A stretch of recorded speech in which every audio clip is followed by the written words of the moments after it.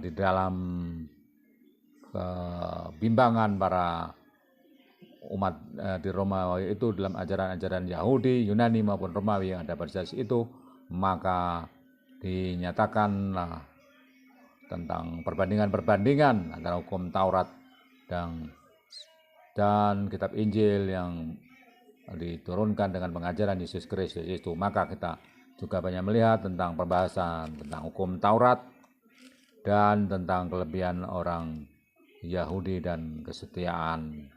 Nah, semuanya itu tidak ada perbedaan lagi antara orang Yahudi dan orang Yunani serta orang yang lainnya, dan semuanya yang penting di sini adalah pembenaran oleh iman di dalam Yesus Kristus. Kita tahu di kitab Roma pasal 3 dikatakan semua manusia adalah berdosa, manusia dibenarkan karena iman. Dan pasal 4 dikatakan Abraham dibenarkan karena iman, dan secara turun-temurun. Maka di sini jelas bahwa hasil pembenaran itu bagi semua orang yang percaya kepada Yesus.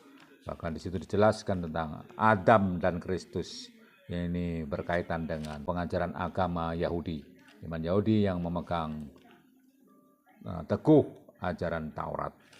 Nah, saudara-saudara, di sini maka kita patut mempelajari bahwasanya pengaruh budaya atau lingkungan sekitar kita terhadap keimanan kita itu begitu kuat, dan kadangkala kita mesti harus bijaksana mengambil hal yang baik darinya untuk suatu bahan yang dapat membuat kita tahu mana yang firman Tuhan, mana yang bukan. Dan kadang kita juga dipengaruhi oleh suatu pengajaran dengan pengaruh dari luar itu, apakah betul-betul itu berasal dari firman Tuhan ataukah berasal dari luar, sehingga kita tahu di dalam pengajarannya selain dari Rasul Paulus juga ada tentang iman dari luar yang ditunjukkan oleh Yohanes dalam kitab 1 Yohanes, yaitu Rasul Yohanes yang memberikan pada memberikan pada kita perbedaan tentang roh Allah dan roh antikristus. Yaitu dalam 1 Yohanes pasal 4 ayat 1. Saudaraku yang terkasih, janganlah percaya akan setiap roh, tapi ujilah roh-roh itu, apakah mereka berasal dari Allah, sebab banyak nabi-nabi palsu yang telah muncul dan pergi ke seluruh dunia. Demikianlah kita mengenal roh Allah, setiap roh yang mengaku bahwa Yesus Kristus telah datang sebagai manusia berasal dari Allah. Dan setiap roh yang tidak mengaku Yesus tidak berasal dari Allah. Roh itu adalah roh antikristus, dan tentang dia telah kamu dengar bahwa ia akan datang sekarang dan sudah ada di dalam dunia. Kamu berasal dari Allah, anak-anakku, dan kamu telah mengalahkan nabi-nabi palsu itu. Sebab roh yang ada di dalam kamu lebih besar daripada roh yang ada di dalam dunia. Mereka berasal dari dunia, sebab itu mereka berbicara tentang hal-hal duniawi, dan dunia mendengarkan mereka. Kamu berasal dari Allah, barang siapa mengenal Allah, ia mendengarkan kamu. Barang siapa tidak berasal dari Allah, ia tidak mendengarkan kamu. Itu sebabnya roh kebenaran dan roh yang menyesatkan. Itulah tandanya roh kebenaran dan roh yang menyesatkan. Jadi roh yang berasal dari dunia atau berasal dari Allah dapat kita lihat dari buah-buahnya. Maka mereka mengajarkan Yesus Kristus adalah Tuhan atau bukan.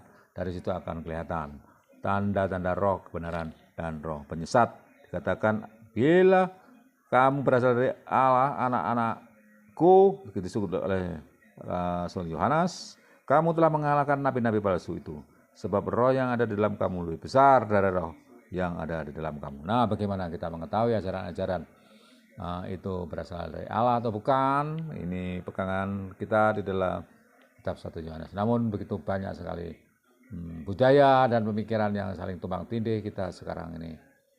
Melihat banyak sekali pengajaran-pengajaran filsafat yang ada di dunia ini yang berpengaruh pada keimanan Kristen.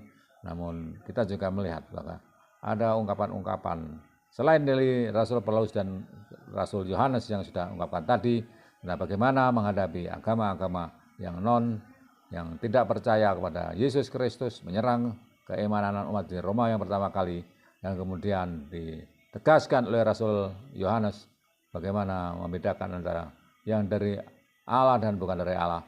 Kita juga melihat apakah pengaruh itu bersifat fundamental kepada keimanan Kristen atau bukan. Nah, kalau misalnya hal itu justru mendukung untuk pemikiran kritis untuk dapat menjangkau pemahaman terhadap firman Tuhan, mengapa tidak kita bisa memakainya, karena semuanya itu tergantung bagaimana kita menggunakannya. Jadi tetap berhati-hati apakah itu berasal dari Allah atau bukan, atau dari dunia. Kita dari pegangannya tetap di sini, Alkitab ini.